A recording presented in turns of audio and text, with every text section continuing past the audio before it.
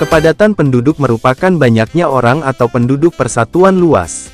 Pulau Jawa menempati urutan pertama sebagai daerah dengan tingkat padat penduduk lebih dari 50% dari total penduduk Indonesia, yaitu 55,94%.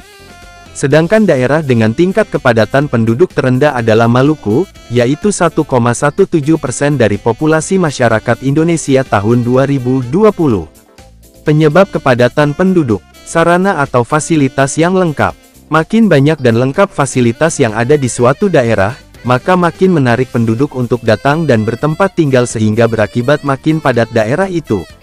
Pertumbuhan penduduk tinggi. Makin tinggi angka pertumbuhan, maka daerah itu berpeluang makin tinggi untuk menjadi padat.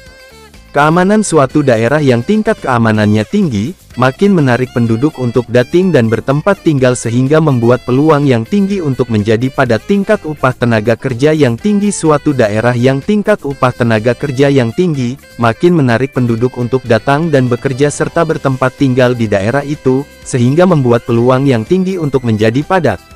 Rumus menghitung kepadatan penduduk. Kepadatan penduduk kasar crude population density. Kepadatan penduduk dihitung dengan membandingkan jumlah orang yang tinggal di satu wilayah terhadap luas wilayahnya.